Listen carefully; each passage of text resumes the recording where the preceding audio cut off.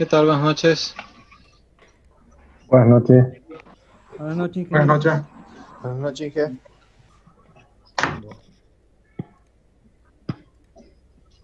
¿Alguna pregunta de lo que vimos en la clase pasada?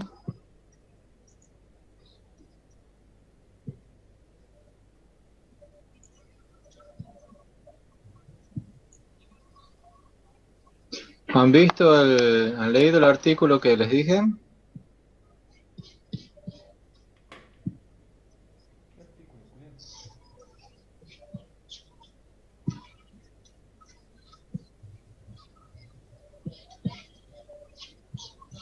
Hola.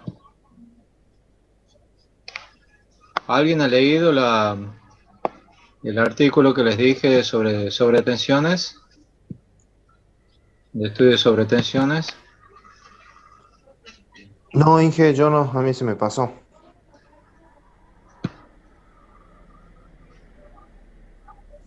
Yo sí, ingeniero, un poco. Ajá, buenísimo. ¿Qué te ha llamado la atención?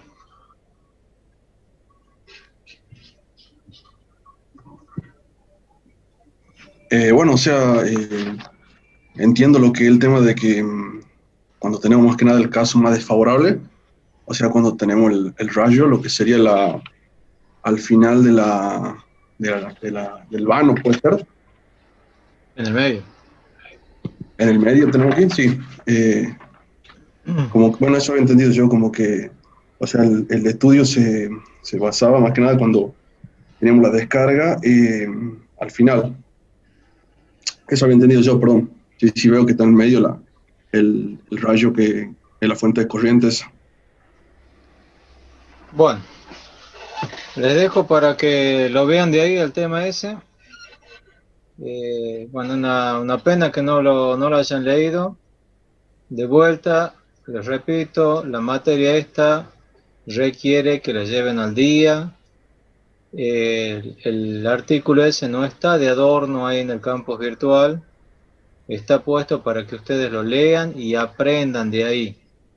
Es un ejemplo que ahí les va a quedar claro todo lo que hemos visto de las características que tienen los estudios de transitorios electromagnéticos, que son complejos, que hay que analizar muchas variantes, que el modelado es alineal, este, que la precisión es limitada, todo eso está analizado ahí.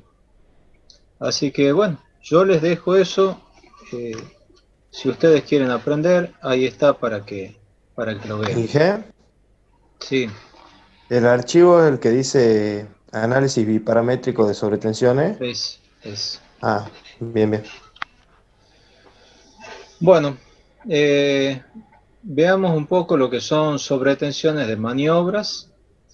La sobretensión clásica de maniobra es la energización de líneas largas. Bueno, yo le voy a mostrar esto en el ATP Draw directamente, en el ATP.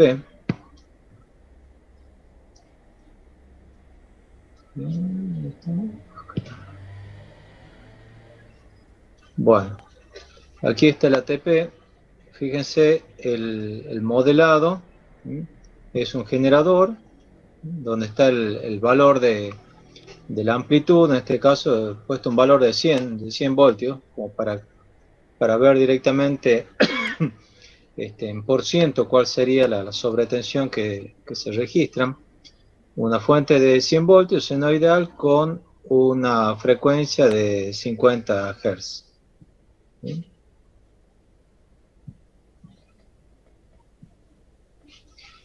Aquí tenemos un interruptor. Este interruptor está cerrado. Tiempo de close -1 es cerrado y abre a los 0,06 segundos, o sea, 6 milisegundos sería, ¿no? En este caso, el interruptor que cierra, ¿no? Cierra en t igual a 0.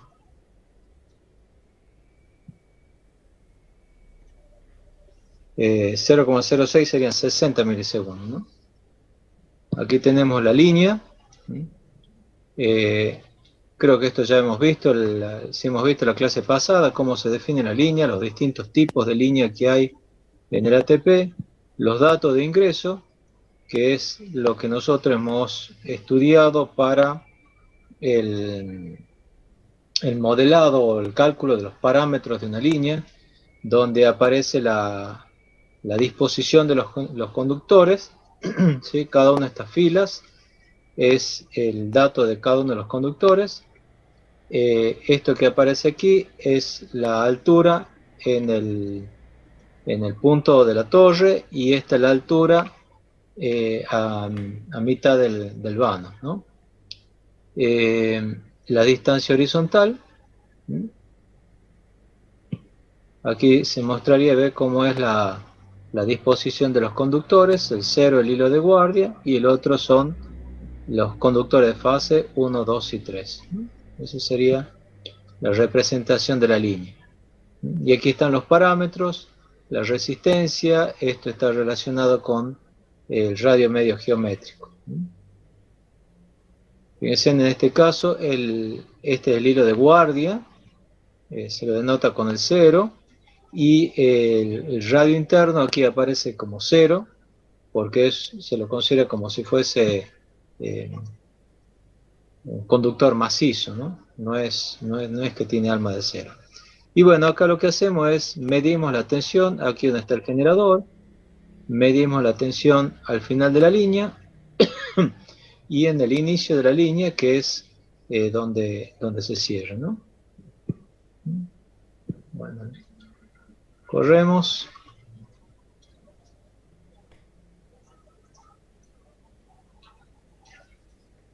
Hacemos la corrida. Y vamos a ver las salidas. Bueno, ahora muestro la salida. Bueno, ahí ustedes están viendo, esta es, veamos las tensiones.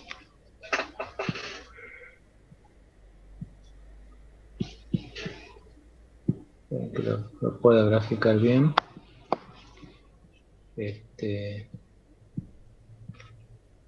Veamos las tensiones. Aquí tengo la tensión al inicio, A, B y C. Ahí ustedes pueden ver las tensiones al inicio de la línea, ¿sí?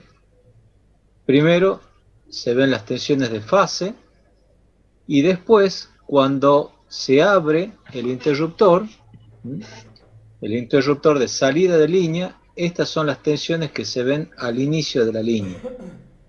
¿Qué es lo que está pasando ahí? ¿Quién me puede explicar?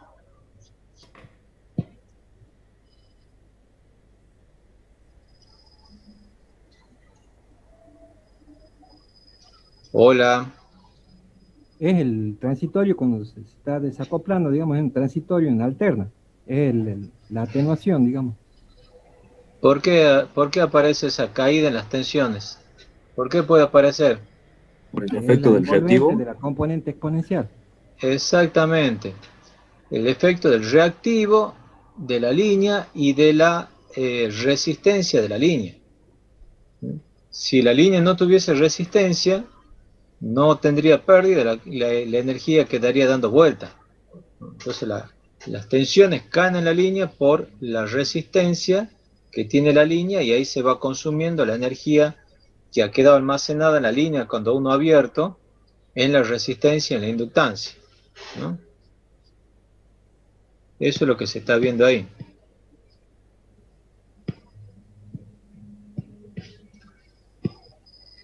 Bueno, y eso es lo que se ve al final de la línea. Y aquí es donde se ven las sobretensiones. ¿Se acuerdan cuánto era la tensión al inicio de la línea, de la tensión de la fuente? Eran 100 voltios. Bueno, fíjense que la tensión al final de la línea ¿sí? En el transitorio, fíjense, se va a 200 voltios. ¿Por qué se va a 200 voltios? Porque la tensión, la onda de tensión que se produce cuando uno cierra el interruptor, va viajando por la línea, llega al final y se refleja. Como la línea está abierta, ya vamos a ver después, el factor de reflexión que hay hace que la onda vuelva completa. Entonces a la onda incidente se le suma la onda que se está reflejando y bueno, es 100 más 100 es 200. Y después esta otra forma ya que se empieza a ver es debido a las reflexiones que hay de las ondas que van y que vienen y bueno, se van combinando y se terminan atenuando, ¿no? Entonces es un transitorio que aparece montado, fíjense, sobre la onda de alterna. Bueno, aquí más o menos ya se estaba terminando de todo lo que es el transitorio, y aquí es cuando uno abre la línea, ¿no? Uno abre la línea y se empieza a descargar. Entonces este es el fenómeno de sobretensión de energización. La onda de tensión que viaja a través de la línea cuando uno cierra el interruptor, llega al final y se refleja. Y en la primera reflexión es donde se produce esa sobretensión. ¿Se entiende? Sí, Inge. Bueno.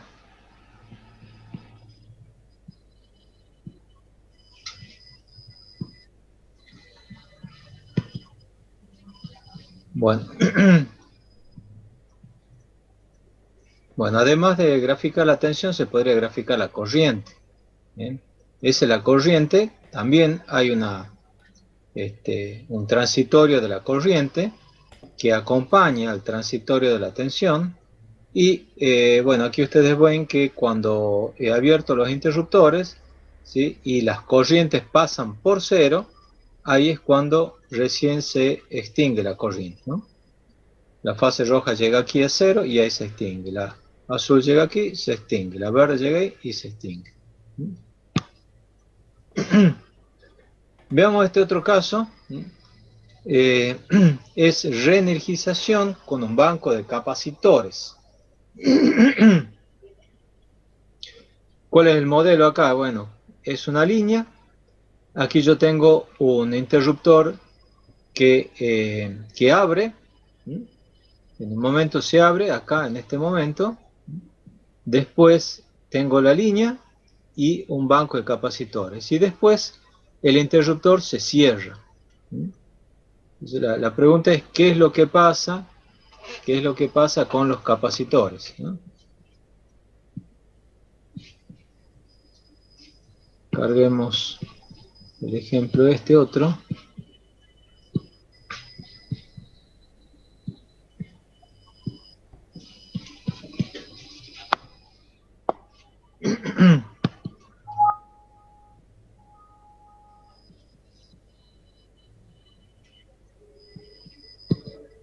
Bueno, aquí está el ejemplo, ¿sí?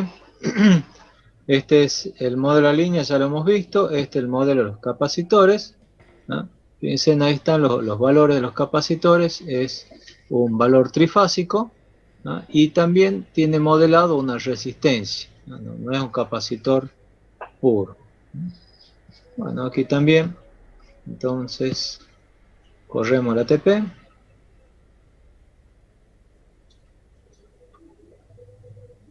¿No ven ustedes la pantalla esta que muestra que se va corriendo el ATP, no? No, No, Inge, se aparece. pone negro. Se pone negro. Bueno.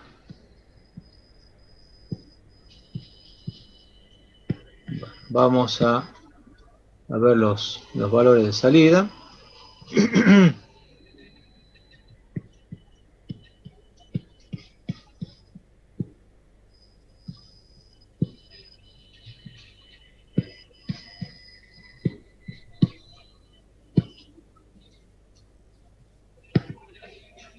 Y aquí está.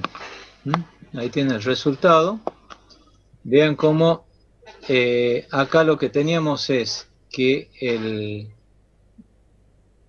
tengo la onda de tensión, ¿no es cierto? La fuente de tensión que está aplicado a través de una línea al banco de capacitores, ¿sí? Aquí viene todo bien hasta que en este momento se abre el interruptor. Entonces queda conectada la línea al banco de capacitores. Entonces lo que sucede ahí es que aparece una sobretensión porque esos capacitores hacen como si fuese fuente de tensión, ¿no? De vuelta, la energía almacenada en los capacitores y en la línea empieza a descargarse a través de la resistencia, o consumirse a través de la resistencia de la línea, ¿no? Y aquí, de vuelta, aparece la energización del banco de capacitores, ¿no? Ese al inicio. Ingeniero, Sí. ¿en qué el transitorio este dura muy poco, ¿verdad? Eso es lo que yo les decía. Cuando hablamos de transitorios electromagnéticos, ¿sí? Son transitorios muy breves, ¿sí? Esas sería la tensión al final. Y lo que podemos ver también es la tensión en los interruptores.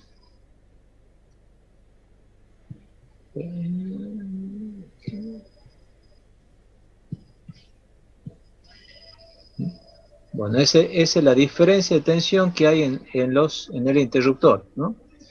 Cuando el interruptor está cerrado, obviamente la diferencia de tensión es cero. Y cuando se cierra, perdón, cuando se abre, aquí va a aparecer la diferencia de tensión que tengo entre la fuente de tensión, ¿cierto? Y la tensión que tengo sobre el lado de la línea. Entonces, esta es la tensión que queda aplicada sobre el interruptor, ¿no?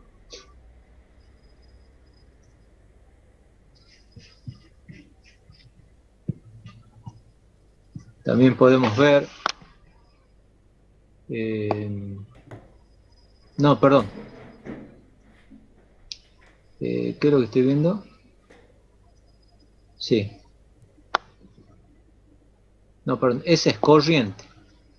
Esta es la energización, perdón, esta es la energización, me parece raro el valor. Esta es la energización a que me digo. Entonces acá la línea está abierta y aquí cierro y aparece un transitorio de la corriente hasta que se establece.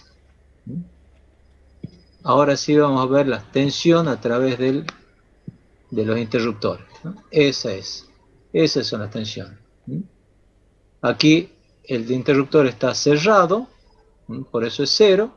Aquí se abre y estas son las tensiones que veo en el interruptor. Fíjense que habíamos dicho que la tensión de la fuente es 100 voltios, ¿no? Por la sobretensión que se produce del lado de la línea que está energizando los capacitores, ¿no? La tensión que tengo entre los bornes del interruptor, fíjense que supera el doble, ¿no? 200 voltios, ¿no? Y después, cuando energizo de vuelta la línea, la tensión entre los bornes del generador también desaparece, ¿no? Entre los bornes del interruptor también desaparece, se hace cero. Bueno, ¿esto qué tiene de importante? Lo que tiene de importante es que el interruptor tiene que estar diseñado para poder Soportar. evitar que se produzca un reencendido del arco, ¿sí? No es lo mismo desconectar los 100 voltios que, fíjense, aquí ya llegamos casi a 300 voltios, ¿sí? Entonces, cuando se van abriendo los polos del interruptor, ¿no es cierto? Hay una corriente ahí que puede llegar a apagarse, pero si aparece esa sobretensión importante, puede volver a encenderse el arco, ¿sí? Aparece lo que se llama un reencendido del arco. Esa es la cuestión ahí con el tema de los el tema de energización de capacitores. Obviamente que también hay que tener en cuenta que esos capacitores tienen que soportar esas sobretensiones, ¿no?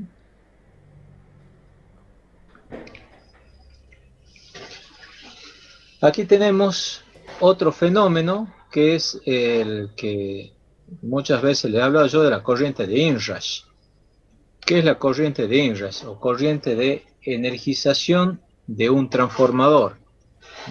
Aquí ustedes tienen la característica del transformador, característica tensión corriente, o también puede ser inductancia, excitación, inducción, excitación, B en función de H, como ustedes lo quieran ver, y esta sería la curva de saturación, ¿sí?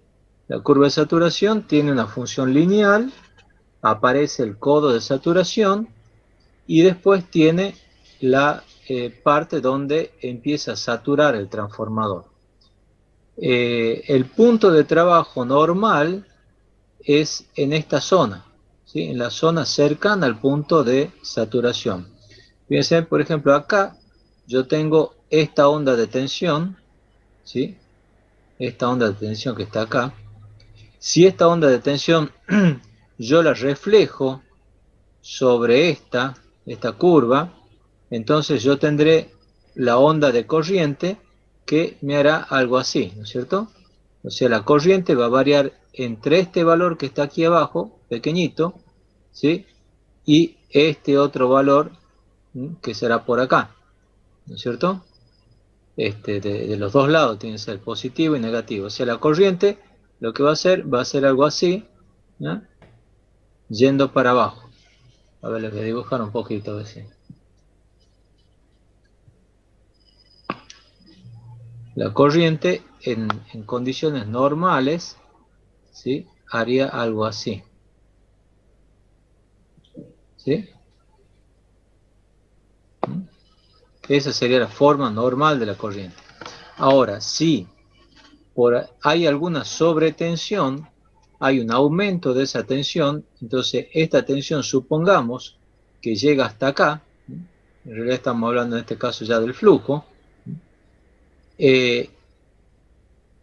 puede llegar hasta este valor, ¿no es cierto? Si el flujo llega a este valor, la corriente crece hasta este valor. Entonces, la tensión mientras trabaja, la corriente, perdón, mientras la tensión está en el valor menor al de la curva de saturación, ¿sí? Va a seguir la forma de la onda normal de corriente. Pero cuando llega al codo de saturación, ya lo sigue al codo de saturación, perdón, a la parte ya donde está saturada la línea, el transformador, perdón, y ya crece mucho más, ¿sí? Cuando vuelve a la zona esta lineal, ya la corriente toma los valores normales. ¿Hasta cuándo? Y bueno, hasta que de vuelta tiene el valor, digamos, por aquí, por esta zona, ya va a seguir normal, ¿no? Y después, cuando vuelve aquí a la parte principal, vuelve a crecer, ¿no? Esto es lo que se ve en estas curvas. Vemos, por ejemplo, la azul, aquí apenas se ve, casi ni se nota, sería la corriente normal. Y acá, esta es la zona donde ya trabaja en la zona de saturación el transformador, ¿no? Entonces trabaja en la zona de saturación, después sigue la corriente en forma normal, vuelve a entrar en zona de saturación y esto se va atenuando un poco, ¿sí? Se va atenuando. Yo les voy a mostrar, sí. ¿Y en dónde se origina el cambio de la frecuencia? ¿En el cambio de la pendiente? ¿Cómo el cambio de la frecuencia? Claro, el cambio en el valor de la corriente. Claro. Sí, justamente en eso. en el hecho en que hay un cambio de pendiente, entonces, a ver, yo les muestro el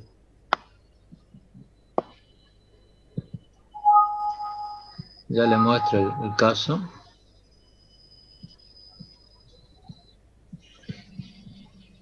Ya les comparto. ¿Cuál sería el circuito? Más que nada, lo que le quería preguntar era el detalle, qué es lo que daba origen a la modificación de esa onda. Entendiendo, por supuesto, El que hecho cambia. de que pasa, el hecho de que en realidad es como que hay un cambio en la característica de la curva de saturación. Dicen, acá está aquí así es como se modela la curva de saturación. ¿Mm? ¿Cuál es el valor de corriente para cada valor de tensión? ¿Sí? Así es como se lo modela. ¿Mm? Y acá es donde uno ve cómo sería la curva de saturación. En este caso está modelado así, ¿ve? Por tramos. ¿Mm? Hay distintas formas de modelarlo.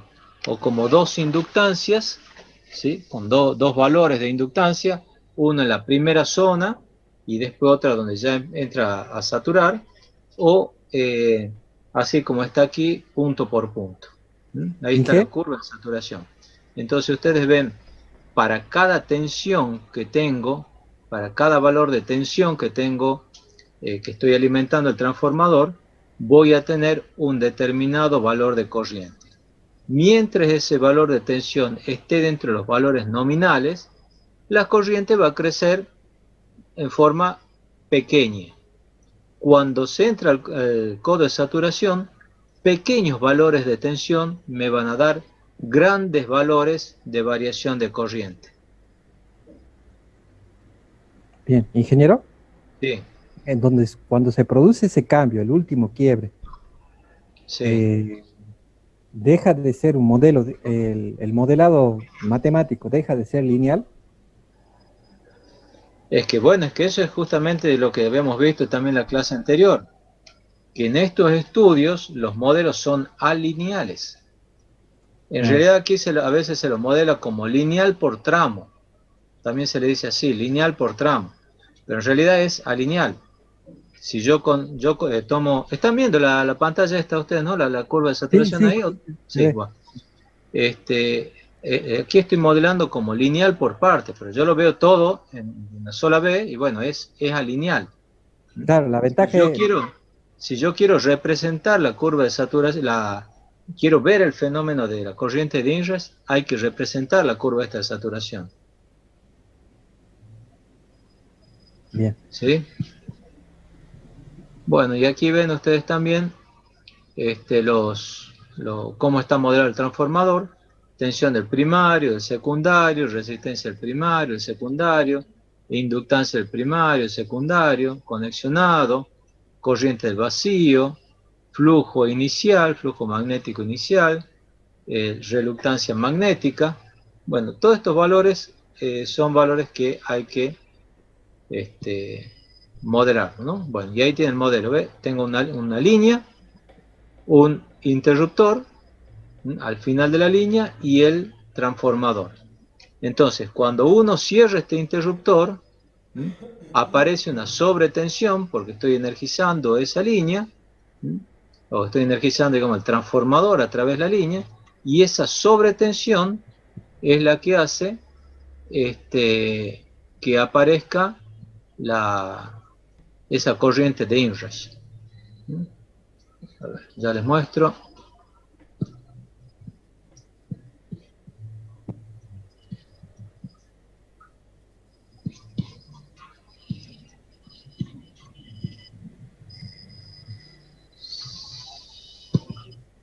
Estamos ahí, ¿ven? Entonces ahí vemos las corrientes por las tres fases. El hecho de que tengan módulos distintos, esas corrientes, se debe a el momento en que el momento de la onda de tensión en que estoy cerrando el interruptor, ¿sí? Y por lo tanto, ahí está apareciendo lo que interviene, digamos, el flujo magnético de la línea, ¿no? El flujo magnético del transformador, perdón. yo les voy a mostrar otra cosa aquí también. Veamos solamente la línea, la corriente esta. Si ustedes ven aquí la parte esta de abajo, ahí es donde uno puede ver la... escuche. A ver si me ha ido. No, sí siguen viendo ustedes, ¿no? Bueno, ahí ustedes pueden ver, ¿no? En esta zona, ahí yo tengo la curva seno. Yo tendría todo esto, la curva seno, que viene hasta acá, ¿no? Pero acá empieza a saturar. Y al empezar a saturar ya crece muy, muy alto el valor de la corriente de inrush, ¿no? ¿Se entiende? ¿Ve? Ahí vuelve a aparecer la onda seno. Y ahí ya aparece la corriente de inrush, ¿sí?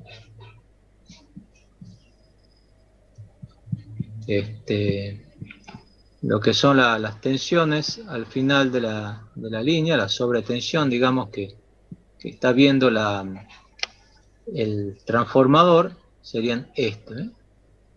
Al final de la línea ve una tensión un poco mayor, ¿sí?, por la energización.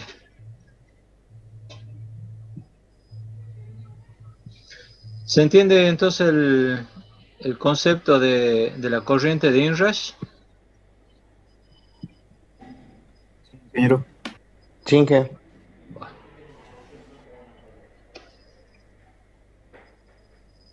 Otro fenómeno es interrupción de corrientes capacitivas, que ¿En algo ya qué? lo hemos visto. Sí, Se ve entrecortado la pantalla como verde y la presentación. No se ve bien. ya la pongo de vuelta.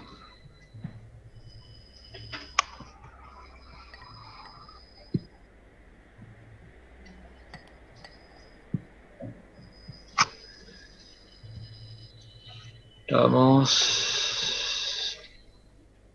acá. Ahí se ve bien. Ahí. Bien, bueno, aquí yo tengo un circuito que puede ser una línea, ¿no es cierto? El modelo, la parte final de la línea, donde tengo el capacitor del final de la línea, del modelo, la línea. Aquí yo también tendría otro capacitor que sería el del inicio de la línea. Y yo estaría aquí desenergizando, ahí sí, un banco de capacitores. Entonces, antes de abrir el interruptor que dice ahí BD, yo tengo una corriente que está circulando. En T igual a 0 se abre el interruptor, ¿no es cierto? Entonces la corriente se va a 0, pero si yo veo la tensión que hay en este interruptor, ¿sí?, es esta, ¿sí?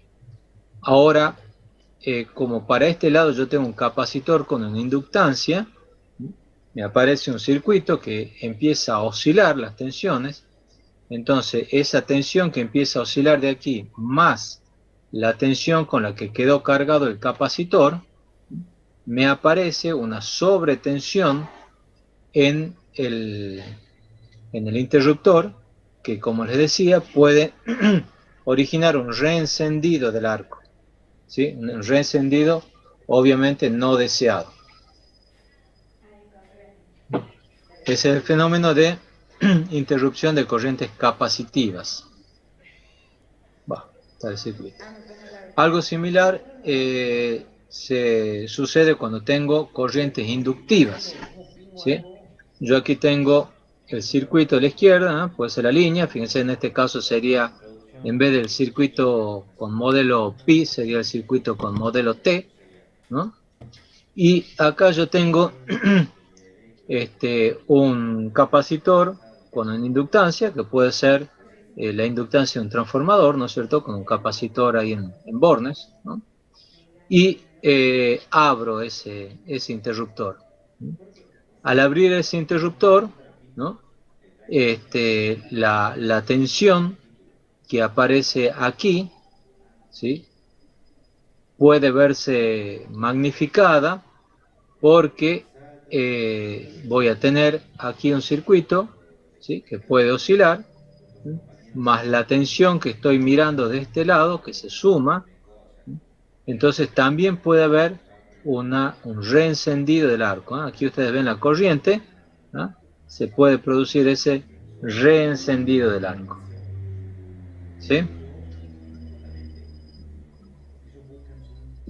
Sobretensiones temporarias. Bueno, ¿cuáles son los tipos de sobretensiones temporarias que tengo? Uno es el efecto Ferranti. Este ya lo habíamos visto. ¿Se acuerdan del efecto Ferranti?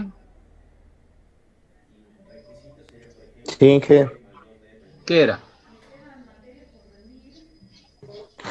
el efecto capacitivo que se produce es en una línea que no tiene carga, que cuando Ajá. energizamos aparece una tensión mayor a la tensión de entrada. Exactamente. Al final de la línea, vamos a tener una tensión mayor que al inicio. Aquí ustedes pueden ver la tensión roja, la tensión al final de la línea, ¿sí? Y la tensión verde es la tensión al inicio, de la tensión de la fuente. Entonces acá yo tengo modelado una carga, ¿no? Que en algún momento se desconecta esa carga y queda la línea en vacío. Entonces la tensión de tener este valor pasa a este otro, ¿sí? Obviamente también con su correspondiente transitorio. Es el efecto Ferranti. Después tenemos el tema de las fallas monofásicas, ¿sí? Cuando se produce una falla monofásica, ¿qué pasa con los valores de las tensiones de fase? El valor de la fase fallada, ¿qué pasa? Vale cero. Puede ser. Vale cero. ¿Y el de las otras fases? Y es tensión de fase. No. Ah, ¿Qué es lo que pasa? se Con desbalanceó. la tensión de fase sana. ¿Qué pasa con la tensión de fase sana? Aumenta la tensión de línea. Puede llegar hasta el valor de tensión de línea. Perfecto, esa es la cuestión. Eso es lo que puede suceder, ¿no? Entonces, eso es lo que se llama una sobretensión temporaria. ¿Por qué temporaria? Porque va a permanecer hasta que se despeje la falla, ¿sí? No va a ser una sobretensión de poca duración, sino que puede persistir un tiempo más, ¿no? Aquí ustedes tienen, por ejemplo, las tres tensiones de fase. En este momento se produce el cortocircuito monofásico de la fase esta roja, la fase A, y aparecen las sobretensiones de la otra fase, ¿sí? Las otras fases pasan a tener un valor mayor de tensión que de la nominal. ¿Hasta cuándo se va a mantener? Hasta que se desconecte la línea, ¿sí? Acá ustedes ven la corriente de falla, ¿sí? En t igual a 0 hasta este valor no hay ningún valor de corriente, la línea está en vacío, se produce la falla y bueno, tendremos este valor de tensión, ¿no? Ahora, ¿qué pasa? Este es el caso, ¿no? Ese es el circuito, generador, línea, y acá conecto la resistencia a una de las fases. Esto se llama un split. Ahí con ese elemento es que uno separa las tres fases para poder conectar alguna resistencia o hacer lo que uno quiera. Bueno, si en este caso la resistencia de falla es 0. Si yo tengo una resistencia de falla, ¿ah? Sería este caso. ¿Ah? Entonces la tensión La tensión de la fase fallada, cuando tengo una resistencia de falla, no cae a cero, sino que cae a un determinado valor, ¿no? Y las sobretensiones de la otra fase van a ser un poquito menor, ¿no? Dependiendo del valor de la resistencia. ¿Está claro? Sí, ingeniero. Bien. Bueno, este es lo que se llama resonancia y ferroresonancia. Este es un fenómeno bastante complejo. Fíjense, acá yo tengo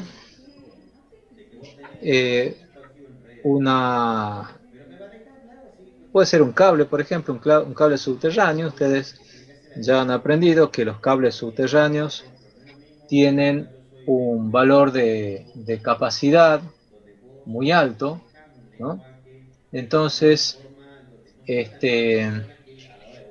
yo lo puedo representar, sobre todo, digamos, el efecto capacitivo, y acá supongamos tenemos un transformador en triángulo. Supongamos que mando la apertura de los tres interruptores, obviamente, un interruptor trifásico, tripolar, y uno de los polos queda metido, no abre, falla el interruptor y queda metido. Entonces me aparece un circuito que es este que está acá, ¿sí? Tengo una fuente de tensión, viene por acá, ¿sí? Baja por acá, me encuentro con una inductancia y una capacidad, ¿sí? En realidad baja por las tres capacidades, baja por acá también, ¿no es cierto? Entonces tengo un circuito generador, fuente de tensión y un circuito RC serie. Ese circuito RC serie puede tener distintos comportamientos en función de esos valores, LC, perdón, LC, inductancia capacidad. Puede tener distintos comportamientos en función de el valor de la inductancia y el valor de la capacidad, ¿sí? Incluso podría llegar a aparecer un fenómeno de resonancia entre la capacidad de la línea y el transformador, ¿sí? O podría ser esto ¿Qué? también un banco de capacitor. Sí, ¿Podría pasar la clave de la asistencia, por favor? paso.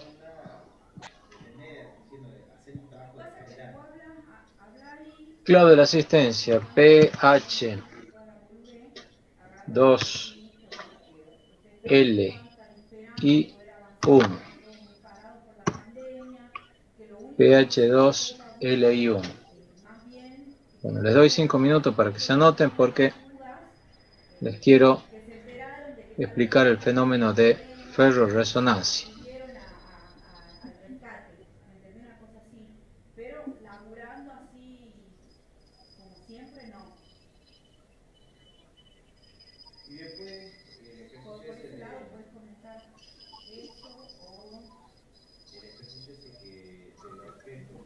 Ingeniero, disculpe, no me aparece en el chat.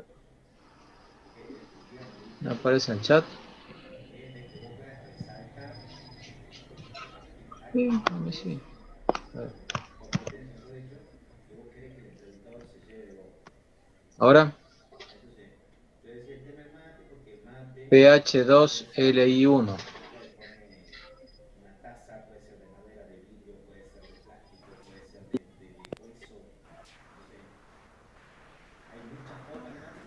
No, no aparece, ahora sí.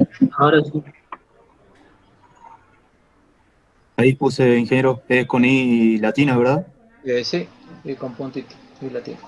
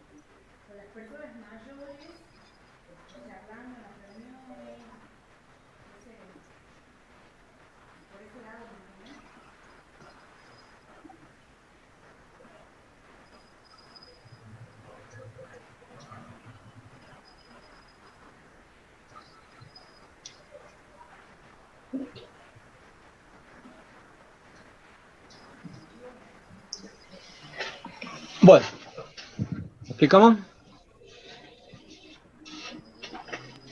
Estamos, Inge. Bueno, entonces, para ver este fenómeno, vamos a suponer un generador de tensión alterna que alimenta un capacitor con una inductancia L que tiene núcleo de hierro, ¿no? Una inductancia L con núcleo de hierro y por lo tanto con saturación. Por simplicidad, vamos a considerar despreciable la resistencia ohmica del circuito, ¿sí? Entonces, para cada condición de funcionamiento, digamos cada valor de corriente, la tensión de alimentación B, aquí fíjense, síganme la formulita de aquí abajo, la tensión de alimentación B va a ser igual a la suma de las tensiones en el borne del capacitor, BC, más la tensión en la inductancia BL, ¿sí? La tensión de la fuente va a ser igual a la tensión de la inductancia más la tensión del capacitor. Bueno, la tensión de la inductancia, ¿sí? Es J omega L por I. Ahí me está faltando I. Pero la inductancia en sí es función de la corriente, ¿sí? Según la curva, esta característica que está graficada acá, ¿sí? Que ya hemos dicho, es lo mismo que la curva BH. H depende de la corriente, acuérdense eran los N por I, y B mayúscula, flujo magnético o inducción magnética, va a depender de la tensión. Entonces, directamente ponemos como tensión corriente. Entonces, la tensión en la inductancia va a depender de la tensión, va a depender de la corriente que está circulando por ese. En cambio, la tensión en el capacitor es directamente I sobre omega C, ¿no? O sea, depende de la capacidad nada más, ¿no? Y obviamente del valor de la corriente. Entonces, si uno grafica la característica de tensión en la bobina, sería esta. Y si uno grafica la característica de tensión del capacitor, sería la recta.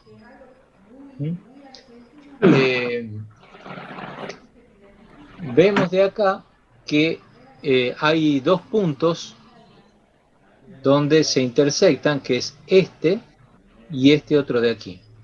El punto que es estable es el de arriba. Entonces aquí ustedes pueden ver que resulta que la tensión en la inductancia es la tensión B de alimentación más la tensión en el capacitor, ¿sí? B es igual a BL más BC, cada uno con su signo. Bueno, ¿qué es lo que sucede? Lo que sucede es que si por cualquier sobretensión que pudiera haber, ¿no es cierto? Aparece el punto, esta curva, mejor dicho, del capacitor, se llega a correr, ¿no es cierto?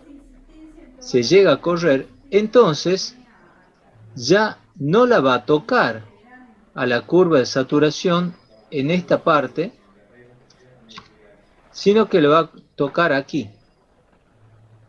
Y fíjense ustedes que ahora la tensión del capacitor pasa a ser esta, y la tensión en la inductancia es esta otra. ¿Sí? Esto hace que aparezcan sobretensiones muy elevadas, tanto en el capacitor como en la inductancia, y estas son las condiciones que en los casos prácticos son particularmente peligrosos. Por eso, ustedes van a ver muchas veces cuando se hacen estudios serios de instalación de bancos de capacitores, lo que se piden son estudios de sobretensiones, estudios de resonancia y ferroresonancia, ¿no? Recuerden también que los capacitores no solamente van a estar sometidos a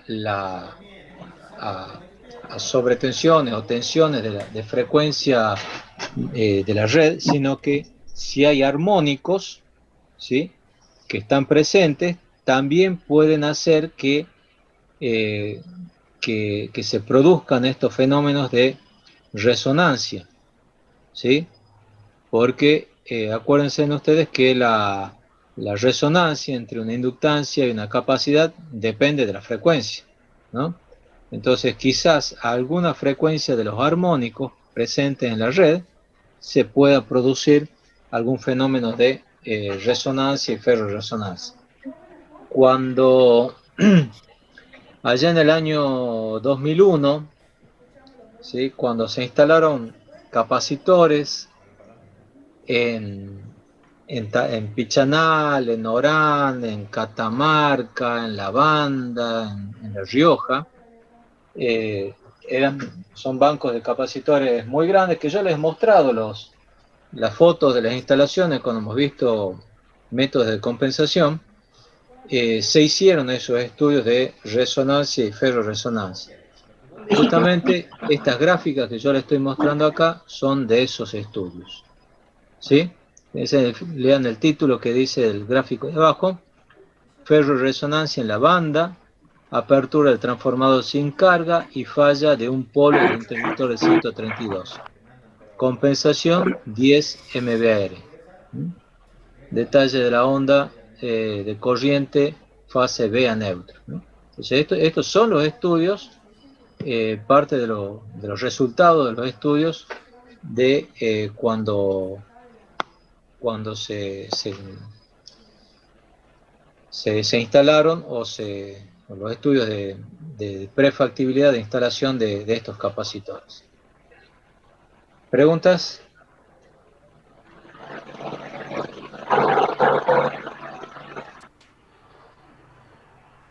¿Preguntas? Ingeniero, Sí. en los dibujitos de los esquemas de circuito, Sí.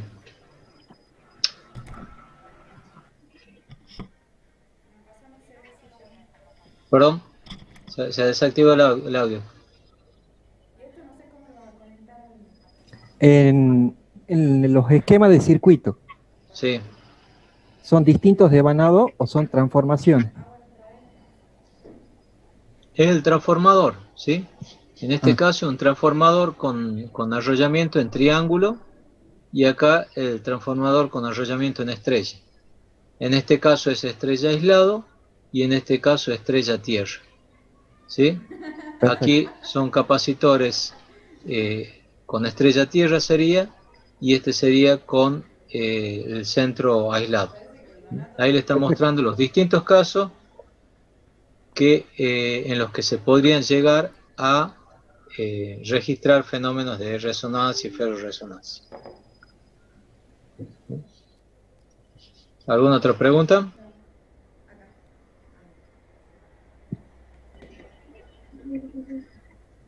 Bueno, vamos al formulario. Vamos al al análisis de del fenómeno de transitorios electromagnéticos.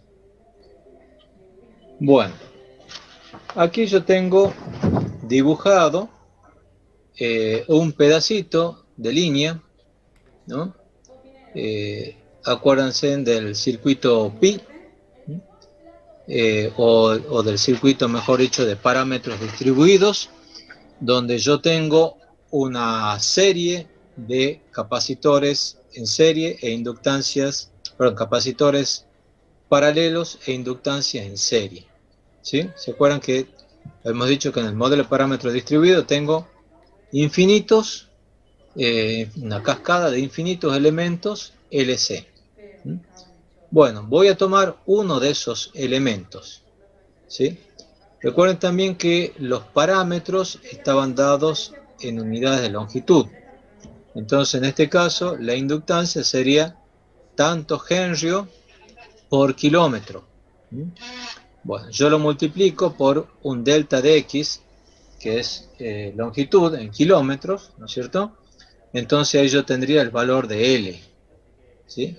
Lo mismo podemos hablar de C, estaría dado en faradios por kilómetro, multiplico por kilómetro y me queda en faradios. Bueno, ahora escribamos las ecuaciones de este circuito, ¿sí?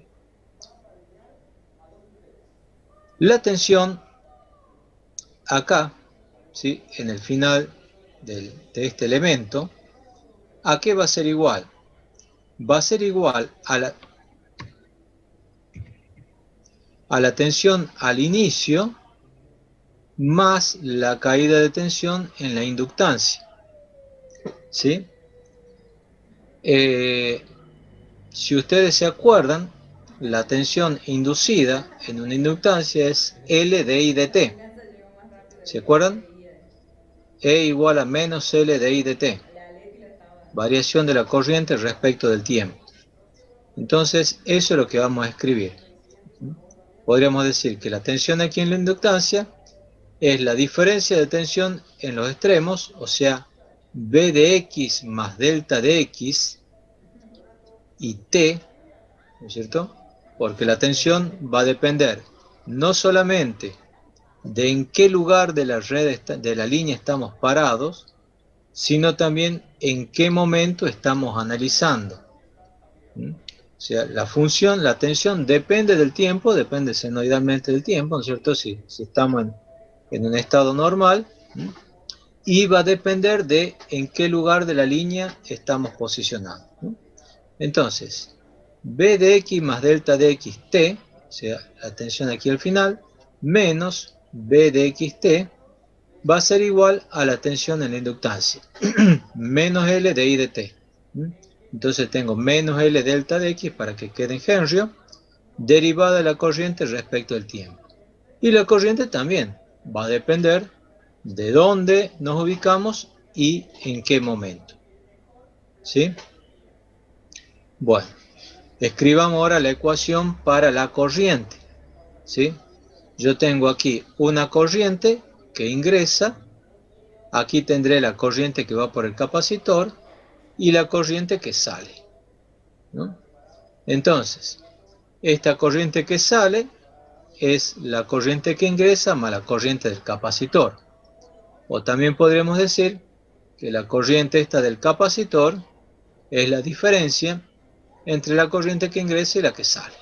Entonces escribamos I de X más delta XT, o sea, la corriente a la salida de este elemento pequeño de línea, menos I de XT, va a ser igual a la corriente del capacitor. ¿Se acuerdan que la corriente era, en un capacitor, era I igual a C dB de T? ¿Se acuerdan? Bueno, entonces I del capacitor es menos C por delta de X para que quede en faradio, dB de T, derivada de la tensión respecto del tiempo, ¿no? Bueno, trabajemos con la primera ecuación. Lo que voy a hacer ahora es tomar límite cuando delta de x tiende a 0 de esta expresión, ¿sí? O sea, primero voy a dividir en delta de x ambos miembros, entonces me queda esto que está aquí, b de x más delta de xt menos b de xt sobre delta de x, ¿sí? Va a ser igual a menos, si yo divido esto en delta de x, me desaparece este delta de x que está acá. Y L es una constante, así que lo puedo sacar también del límite. Menos L, derivada de I respecto del tiempo. ¿Me siguen hasta ahí? Sí, ingeniero. Bueno, y hagamos un pasito más, ya que estamos acá, sigamos con la misma ecuación. Límite cuando delta de x tiende a 0 de b de x más delta de x menos b de x t, en ambos casos, sobre delta de x, ¿a qué es igual? Derivada. La De B de derivada. La derivada de b respecto de x, ¿no es cierto? Entonces, derivada de b de xt respecto de x. Menos L, límite cuando delta x tiende a 0 de esto que está aquí, deriva de la corriente respecto al tiempo, ¿a qué es igual? A la derivada de la corriente respecto al tiempo, nada más, ¿no es cierto? Porque en este término no hay ningún delta de x. Entonces, termina siendo también una constante, ¿no? Entonces, en definitiva, derivada de b respecto de x es igual a menos L derivada de y respecto del tiempo. ¿Estamos de acuerdo? Sí, ingeniero. Bien, volvamos a la ecuación de la corriente. Acá también hacemos lo mismo, ¿sí? A la corriente, a ambos miembros los dividimos en delta de x. Aquí va a quedar todo sobre delta de x y este desaparece. Límite de cuando delta x tiende a 0 de y de x más delta xt menos y de xt sobre delta x es la derivada de la corriente respecto de x, ¿no? Derivada de y de xt respecto de x. Acá en este segundo término no aparece el delta de x, por lo tanto queda tal cual está. Entonces, derivada de la corriente respecto de x es igual a menos c derivada de la tensión respecto del tiempo. Bien.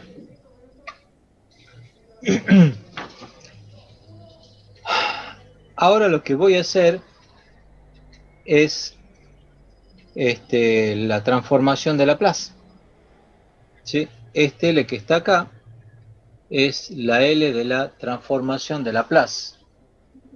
No lo encontré en el editor mío todavía el L de transformado de Laplace, pero por eso ha quedado así, ¿no?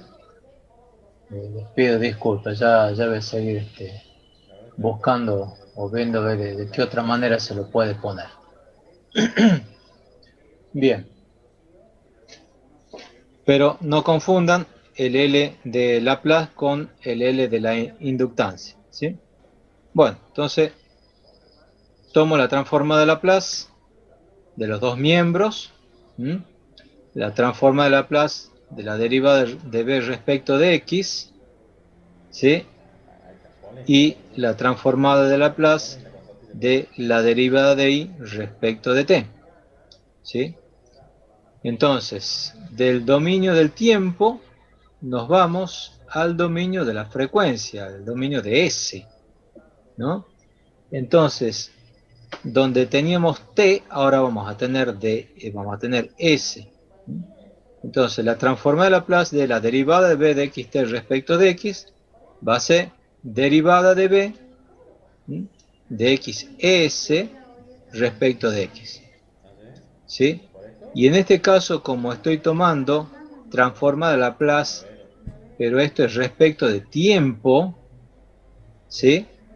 Entonces, esto es S por I, ¿no?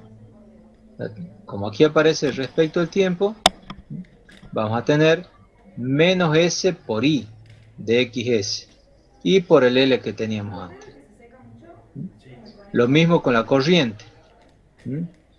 De vuelta aquí, la derivada de la corriente, la derivada parcial de la corriente respecto de X Si yo tomo transformada de Laplace, me va a quedar derivada de la corriente de XS, ¿ah?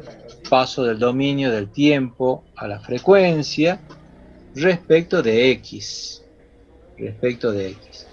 Y en este otro caso, como estoy derivando respecto del tiempo, entonces la transforma de Laplace va a ser S por la transforma de B, ¿no es cierto? Va a ser S por B de XS.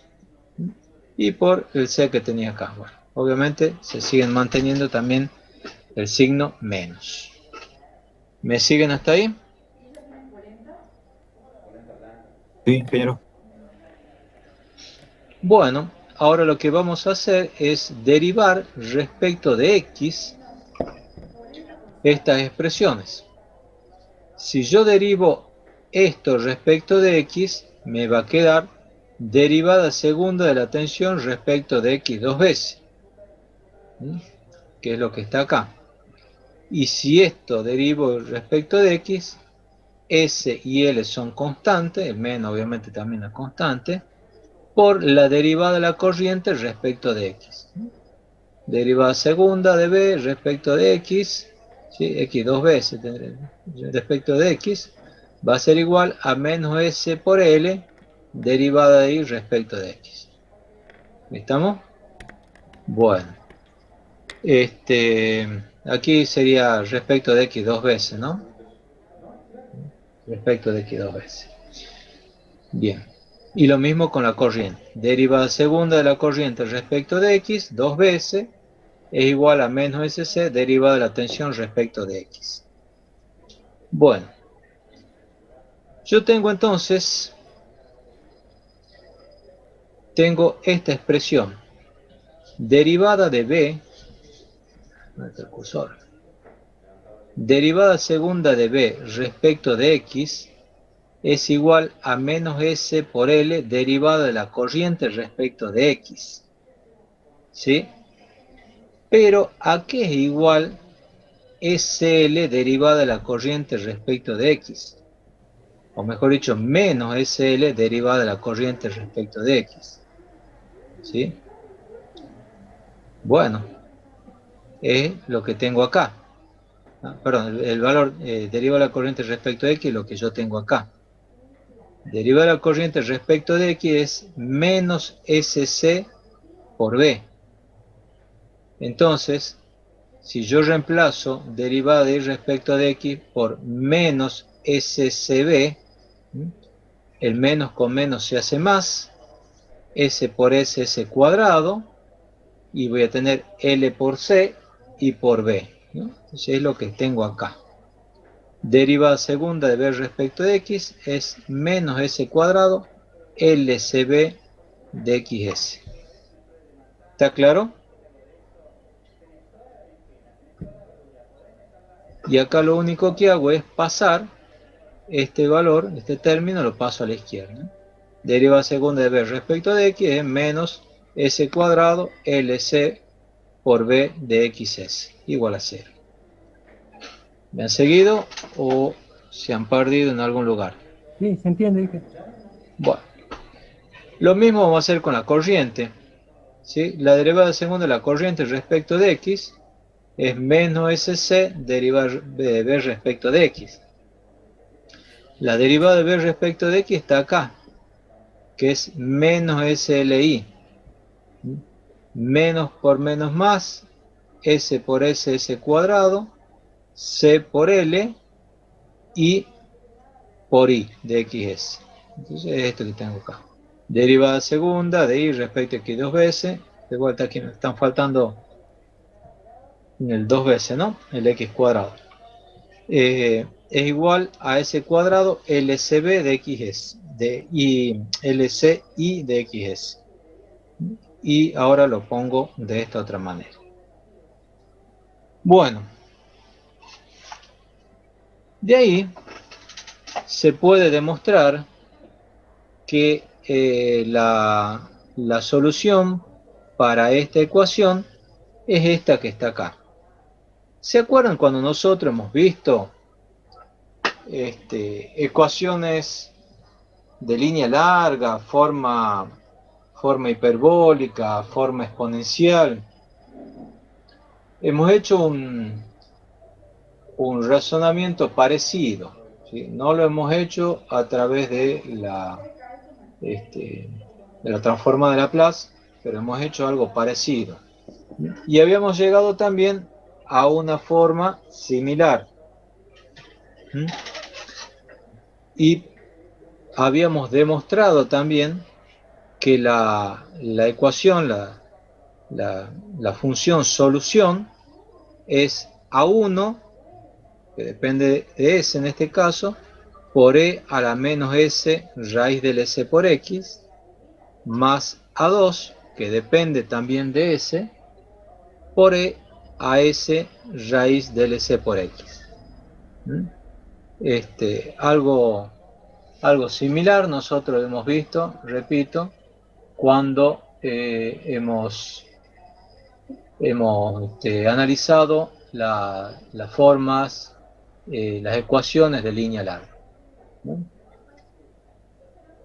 Incluso nosotros habíamos hecho la demostración, ¿sí?,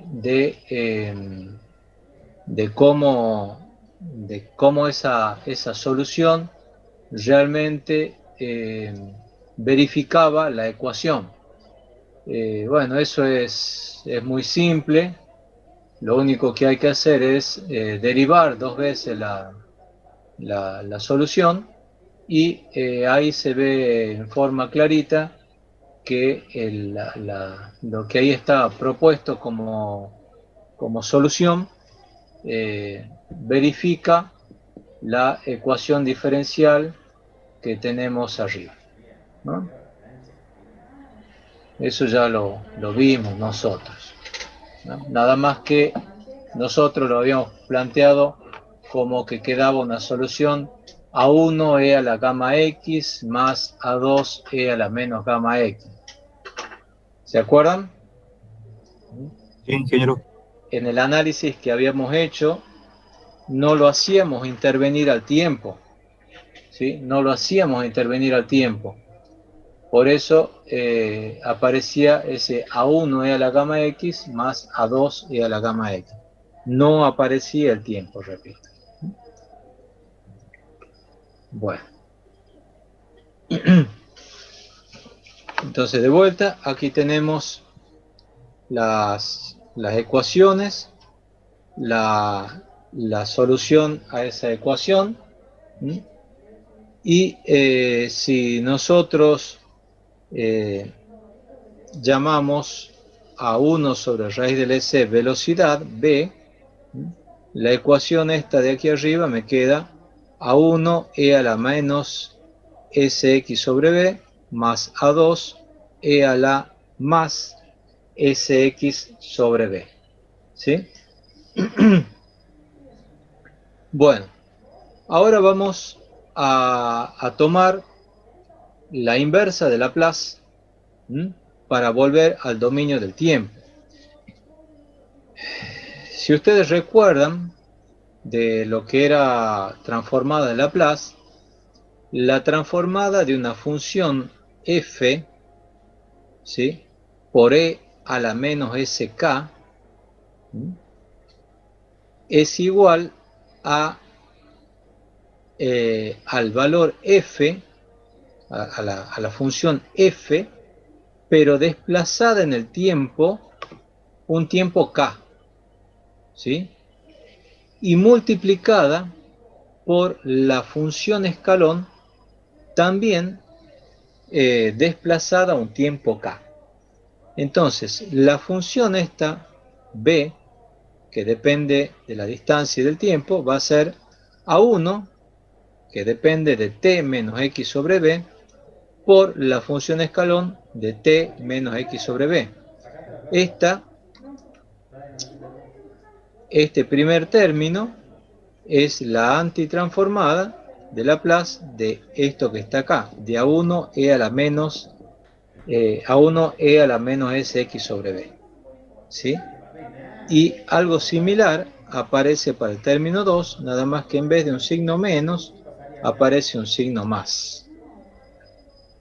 ¿Cómo se interpreta esto? Bueno, aquí acuérdense, la función escalón está graficada acá en azul, ¿no es cierto? La función escalón es 0 para todo tiempo menor que 0, ¿sí?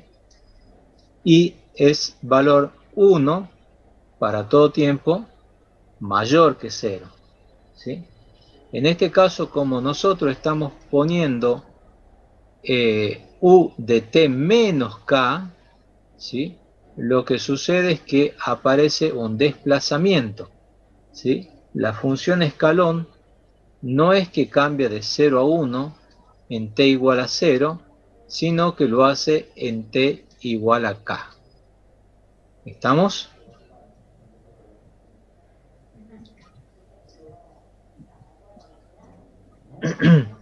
Bueno, y vamos a la interpretación. Acá, esta ecuación que tengo es una ecuación de dos ondas viajeras. Una que viaja en forma directa y otra que viaja en forma inversa. ¿Sí? ¿Esto cómo se lo interpreta también? Se lo interpreta en que si yo tengo una onda de tensión que viaja a una velocidad v, ¿sí? Si aparece un observador que comience a correr desde x igual a 0 en t igual a 0 en forma paralela a la línea, verá sobre él el mismo valor este que está aquí, este A1 de 0. ¿Estamos? Siempre que su velocidad v sea lo que hemos definido como 1 sobre raíz de LC. ¿Sí? Entonces, si yo me paro, esperemos que llegue la onda, justo acá, y corro a la misma velocidad que la onda, obviamente lo que hago es ver el mismo valor de la onda de tensión. Lo mismo sucede con esta otra onda reflejada, ¿sí? Si yo tengo una persona que desde x igual a L, digamos que es la longitud de la línea, empieza a correr en t igual a 0 en dirección inversa, va a ver sobre él siempre el mismo valor si es que está corriendo a esa velocidad v igual a 1 sobre raíz de LC. ¿Sí? Por eso el primer sumando, que actúa como una onda componente de la tensión que se desplaza desde el origen hasta el final de la línea, se lo denomina onda directa, o a veces también se le pone V+, un signo más arriba, como está aquí abajo, ¿sí? Aquí como está ahí, V+, o como está acá, graficado. O a veces también se le pone VD, como tensión directa, ¿sí?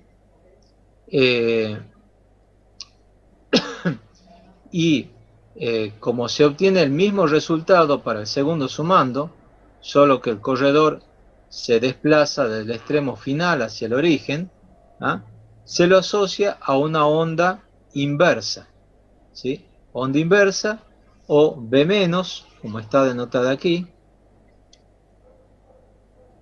o también a veces se lo denota como VI, ¿sí?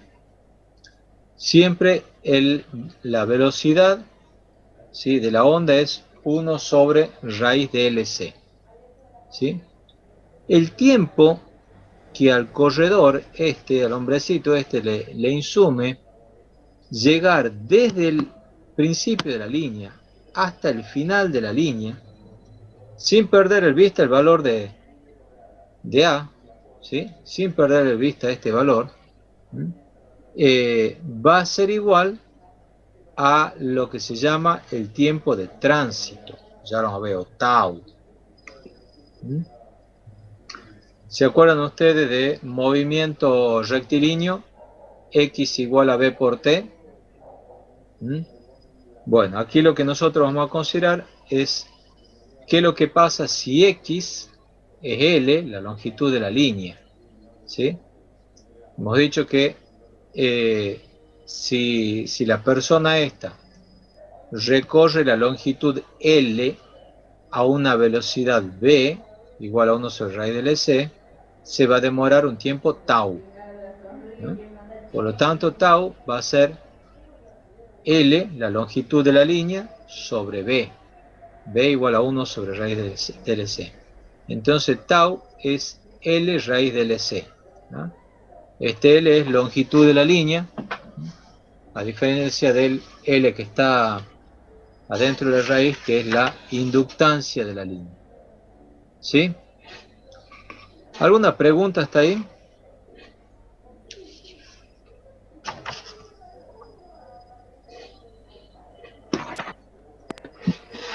¿No? Bueno, veamos, avancemos un poquito más y veamos qué es lo que sucedería o cuánto vale esa velocidad B en el caso de una línea, ¿no? Si ustedes se acuerdan, la inductancia de una línea monofásica era mu0 sobre pi, logaritmo neperiano de la distancia media geométrica sobre el radio medio geométrico. ¿Sí? En este caso nosotros vamos a considerar que es una línea, ¿sí? Una línea sólida, ¿no? La capacidad es pi por epsilon 0 sobre el logaritmo neperiano también de d sobre r, ¿no? Entonces, si multiplicamos L por C, ¿no? Multiplicamos L por C, está acá, mu0 sobre pi, logaritmo neperiano de d sobre r, por pi sobre epsilon 0, logaritmo neperiano de d sobre r, ¿no? Esos logaritmos neperianos se cancelan, ¿no? Y también los pi, uno está en el numerador y otro está en el denominador, ¿no? Entonces queda directamente el producto de mu0 por epsilon 0. ¿Me siguen hasta ahí?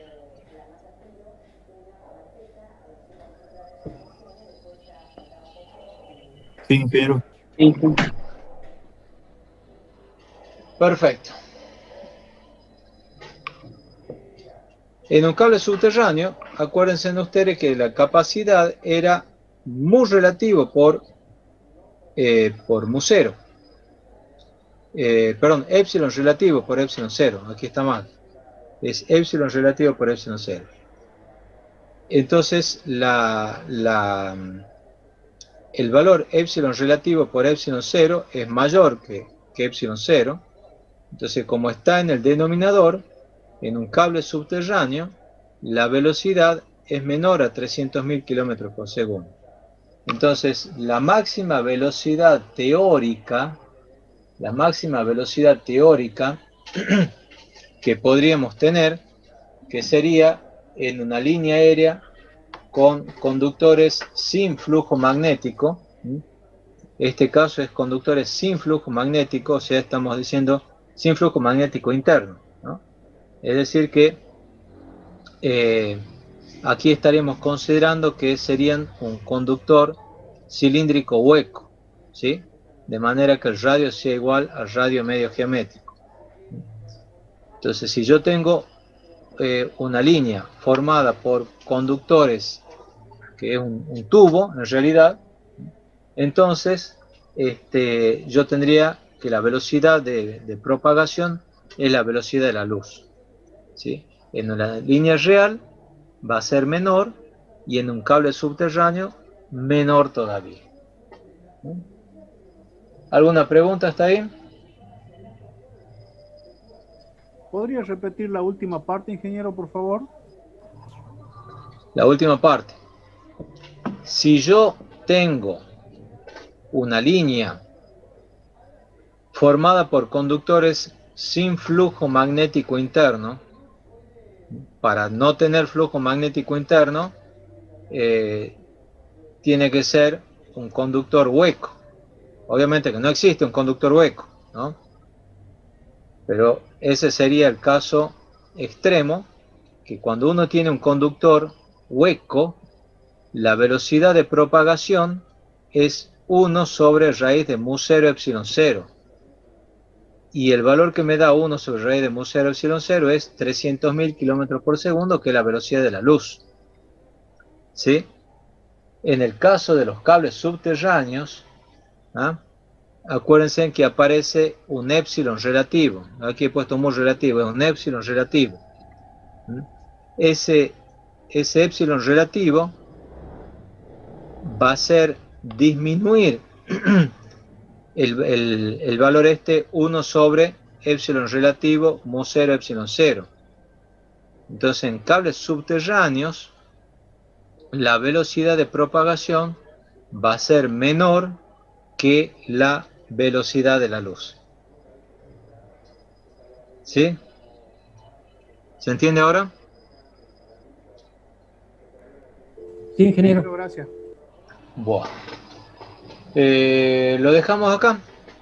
Lo dejamos acá y seguimos mañana. Hasta mañana, ingeniero. Hasta mañana. Chao, hasta mañana. Mañana. Hasta mañana.